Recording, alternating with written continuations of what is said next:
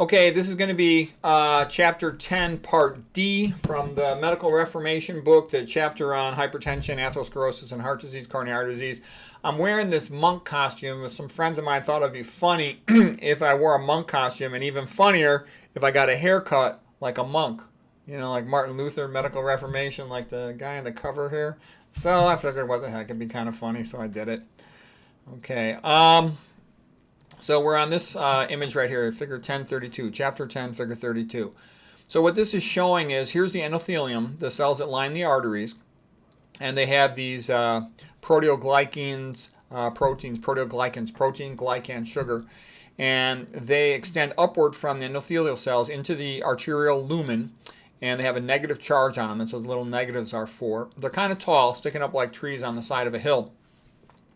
These recessed things here, these little green things that look like a little grabbers, these are the adhesion molecules. So normally they are hidden by the proteoglycans, and that's the things that contain the heparin sulfates, cholesterol sulfates, sialic acids, all the negative charges. So anyways, when a person eats a high-fat meal, the high-fat molecules, they interact with the neutrophils. NP is for neutrophil.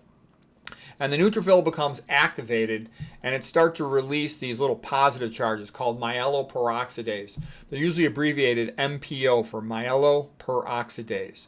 And they're very positively charged. Sometimes that's referred to as being very cationic. And they will then float down to the endothelial glycocalyx, and they will bind to the negatively charged glycocalyx, and they actually cause it to collapse down. When the glycocalyx collapses down, now these binding molecules become exposed, and the white blood cells, like the neutrophils, can bind to them. And this can slow down flow through the capillary. It can lead to formation of clots and atherosclerosis. So it's something that you don't want happening. So this is another reason why high-fat diets are a bad idea.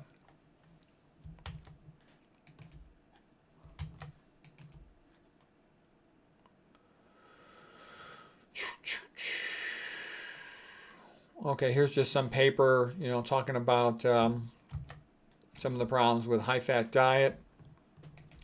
And this is showing a single high-fat meal provokes pathological erythrocyte. That means red blood cell remodeling, like we were talking about. It increases myeloperoxidase levels in the blood, and this could have a negative effect for acute coronary outcomes.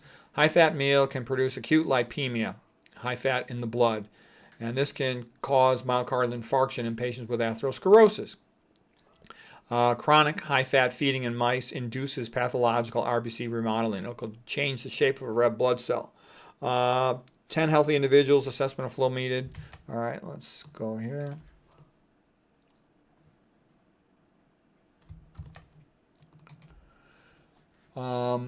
Following the high-fat meal, HFM is high-fat meal, triglycerol, cholesterol, and free fatty acid levels were all significantly increased in conjunction with impaired postprandial, that means after eating, flow-mediated dilation. So it worsens blood flow. Again, this is the problems with eating high-fat meals. All right, you can also change the shape of red blood cells. On high-fat diets, you can get more of these microcytes. You can get what are called acanthocytes, having little spurs coming out of them. You can get echinocytes, which means circumferential spurring of the plasma membrane of the red blood cell. So all these things, they're not going to help you deliver oxygen to the tissues. Here's another paper along the same lines. Western diets include induced blood-brain barrier leakage. So they're going to increase blood-brain barrier permeability. That's bad, because your neurons are protected by the blood-brain barrier, so they have a precise ionic components in their extracellular matrix. Anything that disrupts the blood-brain barrier, the blood itself is much more variable in its chemical components, and that will start getting into the extracellular matrix of the neurons, and that can cause dysfunction, which will manifest as like brain fog, impaired memory, and impaired ability to concentrate. Okay, so this is talking about, when they feed them a high-fat meal, this is a diabetic, increased ventral hippocampal blood-brain barrier permeability, it's your memory center, and blood glucose levels were also associated. So Western diets, meaning high-fat diets, induce blood-brain barrier leakage. Bad. Okay, this is just showing some of the benefits of dietary fiber. I talked about this a lot more in the chapter on the abdomen. I had a chapter called Western Abdomen Diseases. But here's just a quick summary of it. I sometimes have the same slide in more than one location because it's relevant to whatever else I'm talking about. So when you eat lack of dietary fiber, you get constipated because your stool dries out. Fiber adds water to the stool, and you get all these other problems. You get back pressure from straining at the defecation because you're popping out stools like Tootsie Rolls instead of stools like cow patties. And that increased abdominal pressure causes all these problems. That's, again, much more described in the Western abdomen chapter. Okay. Okay, let's see here. All right, what I want to talk about is some of these issues of vascular normal variance. This relates to the significance of hypertension and your likelihood of having a problem. So these are the arteries of the brain. This is called the circulus of Willis. Willis is the anatomist who discovered the anatomy of these blood vessels. And these are the big arteries that feed the brain. The brain is fed by a carotid artery on each side. ICA means internal carotid artery. And it's always like the patient's feet are towards you. So this would be the right internal carotid, left internal carotid. Then the carotid bifurcates into the ACA, anterior cerebral artery, and the MCA, middle cerebral artery. There's little connecting arteries called the posterior communicating arteries that connect to the posterior circulation.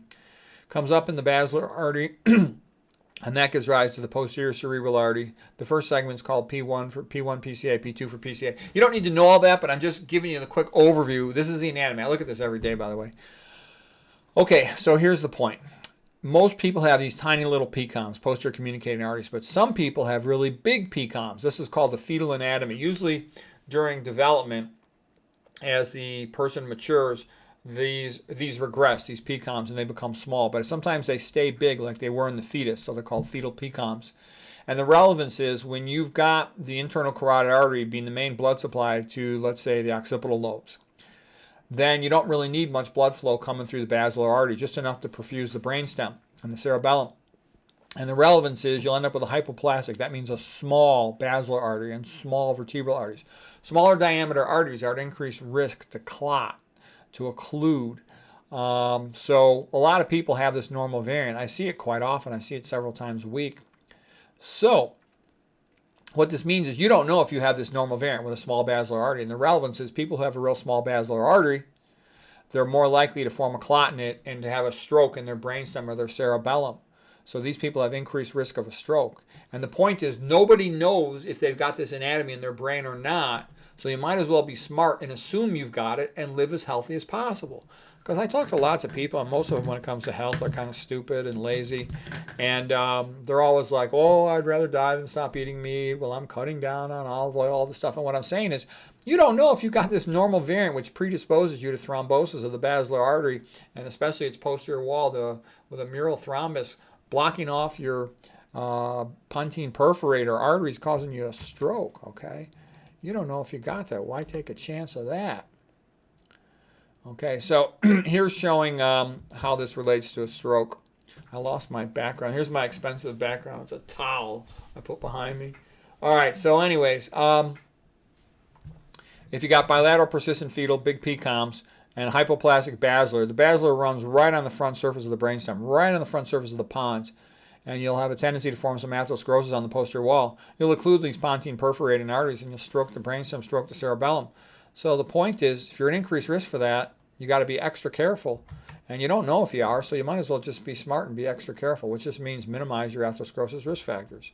And the same concept of normal variations occurs in other locations in the body. It's probably happening in deeper brain arteries that we don't even know about. But let's say you look at the coronary artery. So here's the ascending thoracic aorta. Left ventricle pumps blood into the ascending thoracic aorta. You then have the left main coronary coming off of that. Left main coronary bifurcates into the circumflex and the left anterior descending. Sometimes you'll have a ramus intermedius, almost like a third branch. So it becomes a trifurcation instead of a bifurcation. The relevance is smaller arteries are more prone to having occlusions due to atherosclerosis. They're harder to stent a small artery than a bigger artery. And what I'm saying is, again, they're harder to bypass too. You don't know if you have this anatomy. Any of us could have this anatomy. We don't go around checking this sort of thing. So the smart move is assume you have it and optimize your risk factors. If you do that, you'll get the best possible outcome. Another point I'll make about the coronaries are, when we talk about coronaries, we're usually talking about these big arteries, the left main, the circumflex, and the left anterior descending. Well, these are located on the outer surface of the heart, so they're called epicardial pacemaker. So imagine that this was a heart. They'd be on the outer surface of this thing. These are ear protectors. And these big outer branches, yeah, they're nice, and yes, you can stent their proximal parts, but they then have perforating branches that go into the myocardium of the heart itself. And the point is, those perforating branches, you can never stent them. There's nothing you can do about them. You can't fix them. The only way you can fix them is, you could lower your lipids with a pill, but smarter to lower your lipids with a healthy diet, because these intermyocardial branches, they can all occlude, and they can cause a lack of blood supply to your cardiac muscles. They can cause heart attacks, and they can cause a lot of symptoms. And, you don't know if you got a problem with those guys. So the point I'm making is stent and bypass can't fix that problem. You can only stent and bypass the bigger arteries. Okay, coronary artery microvascular dysfunction. So this is sometimes called coronary syndrome X, meaning having problems in those little small penetrating arteries. Epicardium is the outer surface of the heart. The intramyocardial branches are the ones that go into the muscle itself. Okay, pills don't work for treatment of this too well. You can't stent it. You can't bypass it. Esselstyn diet's your best chance to treat these things. Otherwise, you have a lousy prognosis. So I'm talking about coronary microvascular dysfunction, problems with the intramyocardial branches. Women tend to have more problems with that than men. Here's some of the risk factors. Postmenopausal female, autoimmune disease. Yeah, because you form small clots in the context of autoimmune disease. Obesity, diabetes, hypertension, cholesterol, risk factors for everything ischemic. Secondary infections, tobacco, leaky gut. Some patients will put the patient on like antiplatelet medicines like aspirin, some of these other meds, but again, why not just fix the thing by fixing your diet? Okay, here's Esselstyn's great book, Prevent and Reverse Heart Disease. And again, you don't need to buy any of these books. Just go on the internet, type in Esselstyn, Prevent and Reverse Heart Disease, and you'll see all his lectures. He's got lots of lectures. Okay, and he had the best results by far for anybody in the whole world for treatment of heart disease. 198 patients, with 99.4% no recurrent cardiovascular events if they followed the diet. And he even claims the one who had a complication wasn't really following the diet. And, Esselstyn, he's a smart guy. He basically looked at the epidemiology around the world, and he said, well, gee, they don't get coronary heart disease basically in Tarahumara, Papua New Guinea, Okinawa, Central Africa, rural Africa. So why don't I just put my patient on the same type of diet as those people eat, and then I'll probably get good results. So he did it, and he got those results. Nitric oxide is the most powerful vasodilator in the human body. He calls it the life jacket of the arteries. And the number one goal of good arterial function is to maintain adequate amounts of nitric oxide. So this is all a big Esselstyn quote. And as we get older, our arteries produce less nitric oxide, but the body has another way to produce nitric oxide from plants. So when you eat the nitrates in the plants, it gets converted into nitric oxide. And you want to keep your arteries bathed in nitric oxide, is what Esselstyn says. So he's putting a big emphasis on how to increase systemic nitric oxide. And when arteries are dilated, blood pressure will decrease, so you treat your blood pressure. This next drawing here is just a slide of what happens with nitrate metabolism. So the green leafy vegetables that you eat provide nitrates, that's NO3. And then on the back of your tongue, you got bacteria that convert the nitrates into nitrites, which is NO2. And then it goes down into your stomach, and the stomach acid helps convert it into nitric oxide, that's just NO. And that goes into your blood, and then has the systemic vasodilatation effect, which makes you feel good. And it's also the effect you get when you go out in the sun. You got precursors of nitric oxide in your skin, and those are activated by sunshine, and those also cause you to get the systemic vasodilator effect that feels good. This is another reason why you want to avoid things in your mouth that can damage these things. So F- toothpaste, F- drinking water, antibiotics, mouthwash all have a negative effect on this. So I wouldn't use any of those things. PPIs are proton pump inhibitors, and they decrease the acid. They can have a negative effect on this as well. Antacids can have a negative effect on it as well. This is also why Esselstyn, for his really sick patients, he'll tell them to eat greens almost, most of the day, because he thinks that keeps them better bathed in nitric oxide, the arteries. Oh, here's just a picture of Dr. Caldwell Esselstyn with his son. And the reason why this picture is a little funny is I joked at Esselstyn, he's very dogmatic. No oil, not one drop, no nuts. And that, it kind of reminds you like an Old Testament God. These are the commandments of keeping arteries open. And the fact that he's kind of unflinching, it's a good thing. That's why he gets great results. That's why he has the best results of anybody in the world. Okay? That's just how life is. And, to me, it's kind of ridiculous. People will sign a consent for, open heart surgery and all kinds of majorly invasive things, but then they make a big fuss if you just tell them to eat a healthy diet.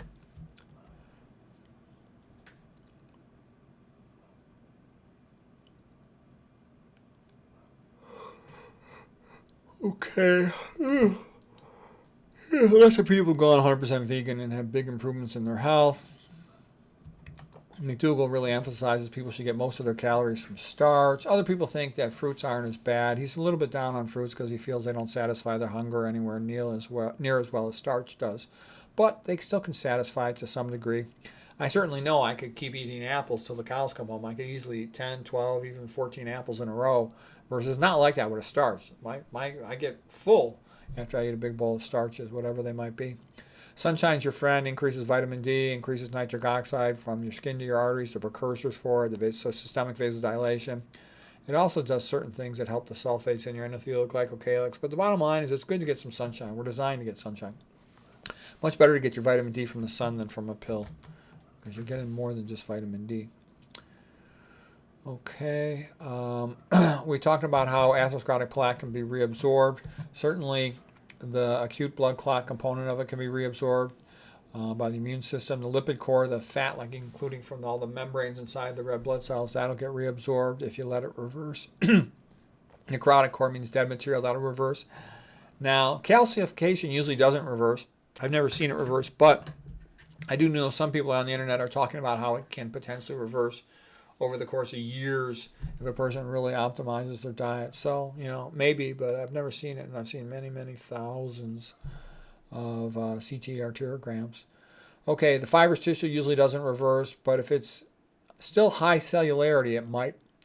But the point is atherosclerosis can at least partially reverse, and you'll also, as you start eating a healthier diet, avoiding sodium, for example, you'll get more function of endothelial nitric oxide synthase to make that nitric oxide, which is a vasodilator. So you'll get some pretty fast benefit from that.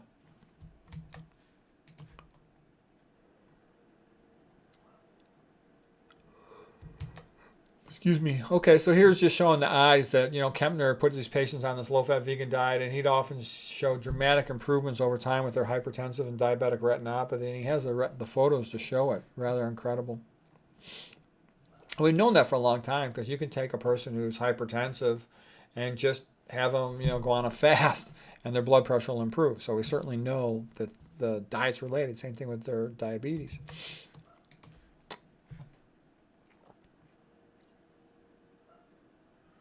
Okay, yeah, you can actually see the Kempner pictures on his site. Okay, now this, I was just having a little fun with this. So there's a story in the Gospels, Matthew, Mark, Luke, and John, about Lazarus being restored to life after he was dead. And a lot of vegan patients notice that Johnson starts working better when they go low-fat vegan.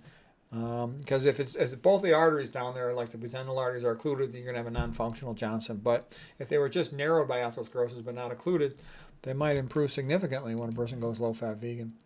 And I kind of jokingly, I made a poem. I called it the impotence prayer. Our Father in Bonerland, hallowed be thy name.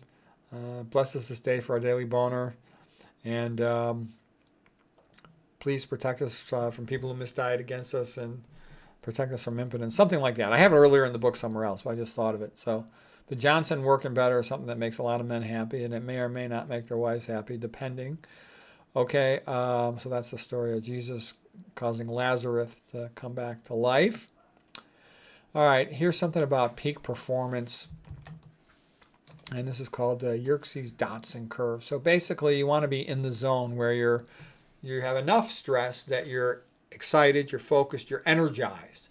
And that's called eustress sometimes. Flow, optimum, alert, motivated in the zone. That's what you want when you're trying to perform something that's challenging. If you're not motivated, you're lazy, inattentive, half-assed, you can't accomplish almost anything. On the other hand, if you're too excited and stressed out, then you can't do as much as well. But the point I would make getting on atherosclerosis, I'm not even sure how this picture got in this chapter, but you want to avoid excessive psychological stress, because once you're overly stressed out, you start raising the acute phase reactant proteins in your blood, including fibrinogen, making your blood at increased risk to clot. So All these things are individually mild, but you add them up and they become significant.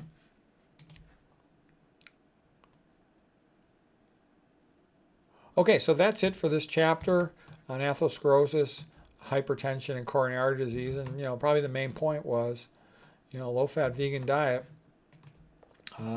protects you from atherosclerosis. Animal protein also raises blood cholesterol and increases your risk. Another reason to avoid animal foods, not to mention all the saturated fat.